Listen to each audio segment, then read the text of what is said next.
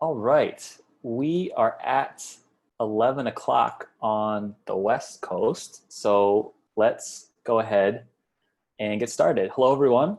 I'm Drew Amoroso, and thanks again for joining us today for this week's edition of 11 at 11. I appreciate you being here, and congratulations to you for taking some time out of your busy work week to work on yourself and your workday.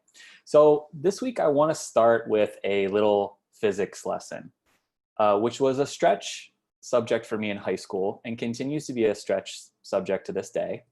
But I promise that in just a couple of minutes, I'm going to be able to turn this around and show you how this concept applies to your workday. So in physics, there's this concept that's attributed to Aristotle called aurora vacui. But the more commonly known translation of that concept is that nature abhors a vacuum. And what that concept means in layman's terms is that there are no naturally occurring empty spaces because denser surrounding material immediately and always fills a void.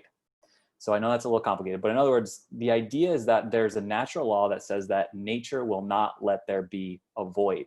Empty space is always taken up by something.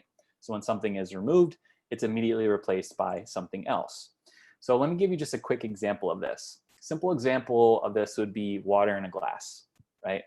And you can see that in addition to being less than skilled at physics, you can tell from this drawing that I wasn't winning any art awards either. But hopefully this visual will do the job. If I start with a full glass of water and then pour half of it out, as soon as I take the water out of the glass, it's immediately replaced by air, right? So nature, in other words, prevents a vacuum or just pure nothingness from happening in the glass. Something's taken out, it's always replaced by something else. The spot is always filled. So it's a pretty simple concept, but I just want to restate it so that we can think about it differently for a second.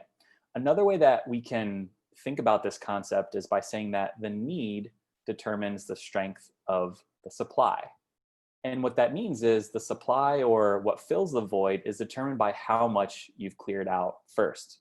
So if I haven't cleared much out of my glass, then there's only a small need for more air. But if I've removed a lot of water from the glass, then I've created a bigger need for something to take its place. So I want us to take this physics concept, this sort of natural law, and think about how we might apply this to our actions and to our thoughts. And here's how I want you to start to think about it. If there's something that you want to be different about your day, or about the way you're thinking, or about your current circumstances, you can't create a legitimate need for something until you use or gift or donate or give up or process whatever it is that is currently there. So in order to acquire anything, more time, different thoughts, different outcomes, different physical things in our environment, we have to clear out whatever is currently occupying that space first. And the amount that you end up acquiring is proportional to the need that you create. So the more things that you remove, the more space you make to receive something new. When you let go of something, or when you give something away, effectively what you're doing is opening up space to receive something new. So let me give you another example that comes to mind for me, and it relates to writing or the process of journaling. So if you've ever journaled before, you know that journaling is not only a valuable exercise because it helps you capture your present thoughts, it's also valuable because it helps you to clear space for new ones. So when you journal or when you write, it's kind of like sort of uncorking a wellspring of ideas, new information that's already there, but that you haven't given a chance to come to the surface yet because it's been buried beneath all this other old stuff or old habits or beliefs that you just haven't processed yet.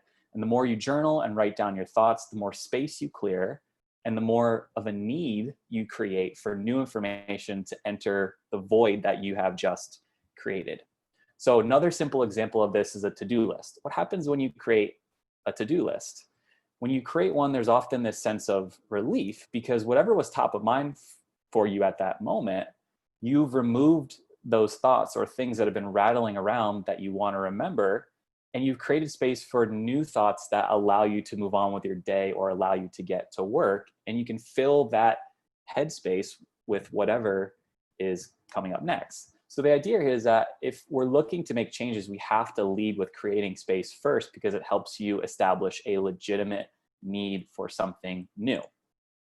So from a practical standpoint, what I want you to do is ask this question: what can I remove or give to make space for something new? And specifically, I want you to think about how you can translate this principle, this physics principle, to the way that you think and move through your day, particularly to situations in your day that you recognize that you have a very distinct need that you want to fill. So situations where you recognize that you have a very distinct need to make a change. So I'm going to give you 3 examples that come to mind for me. The first one is limiting beliefs. So ask yourself, what beliefs about yourself and your capabilities do you need to let go of to make room for new beliefs? So every time you're able to let go of a limiting belief you have about how good you are at your work, how other people perceive you, the value that you contribute, or what you're capable of accomplishing, you create a need for a new and better thoughts to fill that void, but you have to let go of those first. Second, you can think about your physical environment. So what can you subtract from your immediate surroundings, your physical environment, to make room for something new? A lot of times we just have a bunch of stuff just lying around all over the place. And the process of removing 1 or 2 things from our line of sight creates a need for something to fill that space. So if I clear a bunch of papers from my desk, I could fill that void with more papers or something to put there. Or I think a better idea is you could fill that void with something non-physical, like a sense of clarity, because I feel less cluttered if I'm not staring at a pile of papers each day.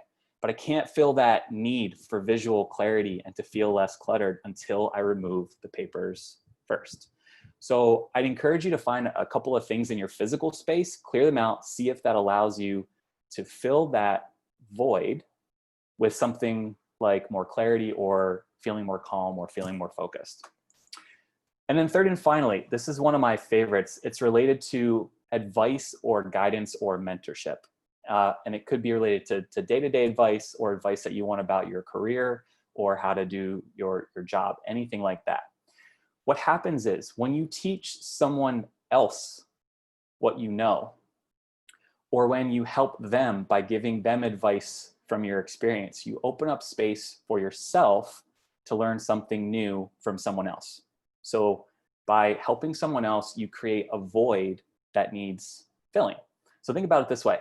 If I constantly am replaying things in my head that I already know, then I'm not creating space for anything new, right? I just have my old knowledge that I've had for a while just sort of clunking around in there. So I work with a lot of entrepreneurs and students, and when they ask, what's the best way for me to go about finding a coach or a mentor? The first thing that I do is tell them to go find someone else who needs your help or who needs your mentoring first.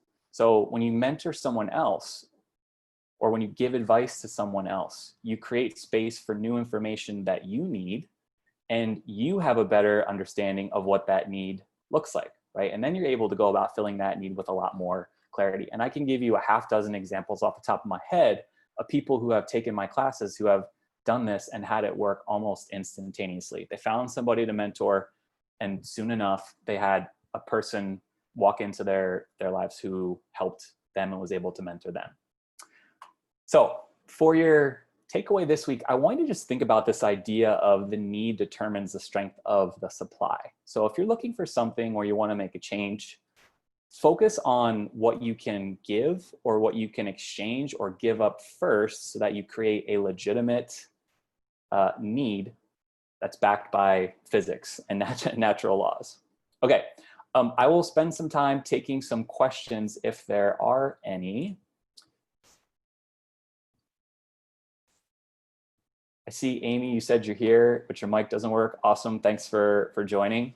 So if you do have a question, go ahead and write it into the chat box if you'd like. While we're waiting, I want to just let you know that real quickly, we have converted our weekly email into a daily email that we're calling the Daily Workday Mindset. So each morning what comes into your inbox is a really simple concept explained in just a couple of paragraphs that's really designed to help you start your workday with a little bit of inspiration and a really simple thought for the day.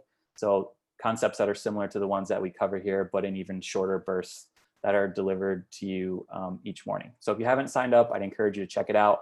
I know it's a commitment to have another thing enter your inbox each morning, but I promise to make it valuable for you. You can sign up by going to drewamoroso.com, and then in the footer of our website, there's a box where you can enter your contact info.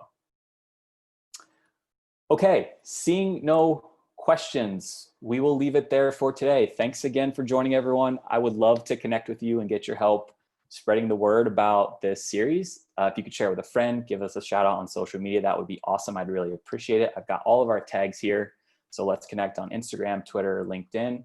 Our next episode is next Monday at the same time. We're going to cover what to do when we anticipate that people are going to disagree with us.